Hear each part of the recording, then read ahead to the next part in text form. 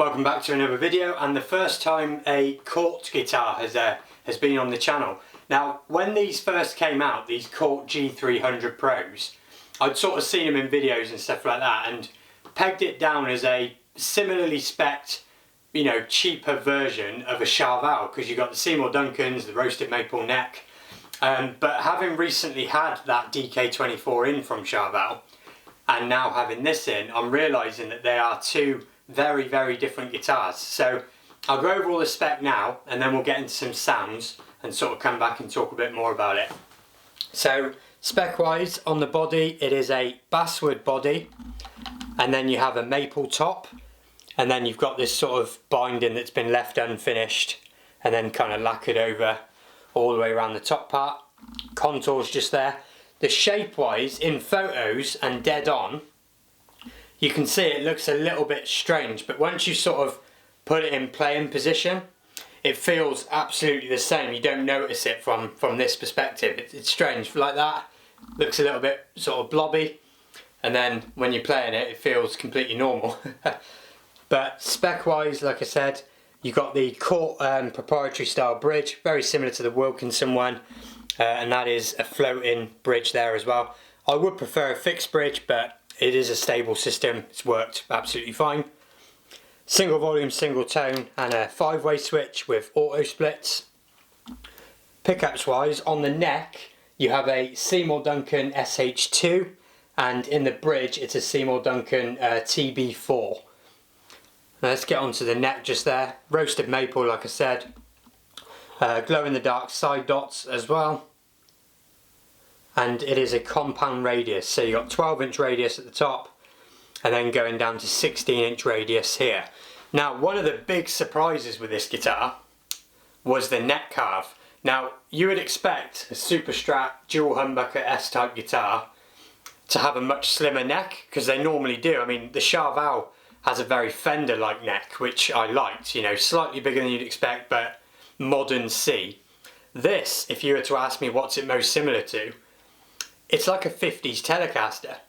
It's a really big, almost U-shaped neck, which I think will surprise a lot of people. And if you want something that's a bit hotter, a bit, you know, a bit kind of modern, but you like your vintage necks, this offers something not a lot of others do. So, you know, that's definitely worth noting, but it will put others off as well. I'll just show you the headstock there as well. Matching colour. And then you've got these sort of lock-in Thumbwheel Tuners, which are very similar to what you get on like Music Man and stuff like that. So let's get on to the sounds now. A few things I want to show you, just what it sounds like clean, and then I want to show you what this volume does as well, because it does something strange. Rather than cleaning up, like a nice, you know, high-end good guitar, you expect it to just clean up, and then maybe a cheaper guitar would dirty up. This, for some reason, I've never come across this before, it acts the same as like a master volume on an amp. You don't really lose output, you just lose an overall volume, and it's very odd. So I'm going to try and show that on the video as well. And maybe someone can explain to me what exactly is going on there, because that's new to me. Usually you just get one or the other. It doesn't act like an amp volume. But like I said, we'll do that now, and then I'll come back and talk a bit more about the guitar.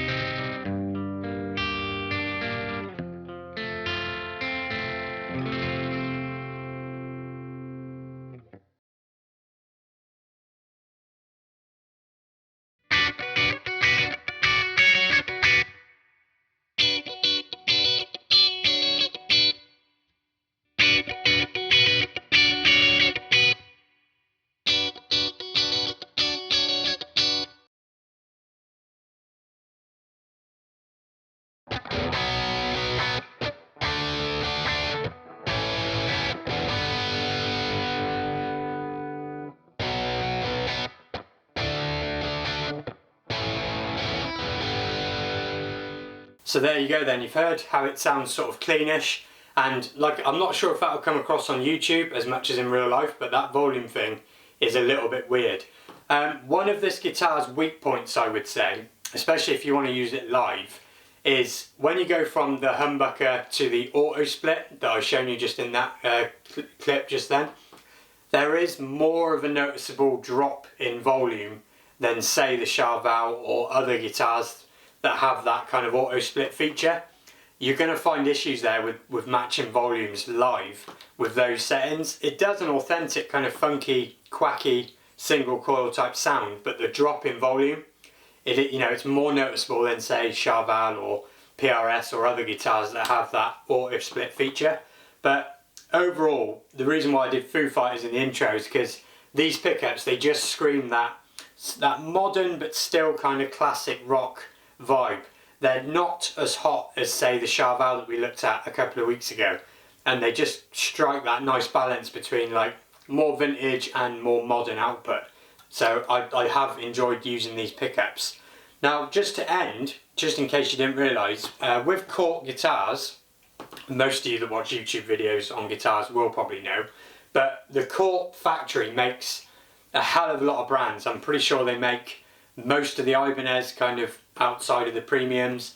PRS SE, their entire range comes out of this same factory. Squire, I think, come out of this factory as well. And these are the guys that own and run that factory and make those guitars. This is just their own brand. And I think they've done a pretty good job of bringing out a guitar that gives you a massive feature set compared to its rival guitars, but without kind of stepping on the toes then of those other brands. This doesn't have a tiny neck, so it's not like Ibanez-y, and I just think it's pretty cool, and they should, I think, be on your radar. So links to this guitar down below as normal, and thanks for watching, and I'll see you on another video.